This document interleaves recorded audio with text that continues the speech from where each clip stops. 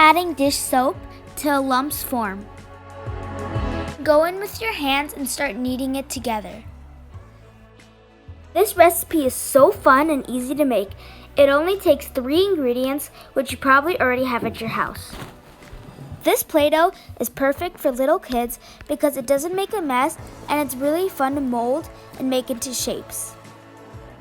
If your Play-Doh ever becomes hard, add a small amount of lotion into the Play-Doh. It will soften it up.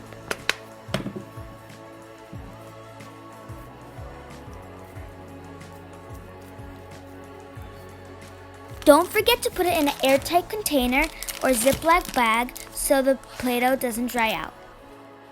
Thank you for watching. We hope you enjoyed this video. Make sure you smash that subscribe button.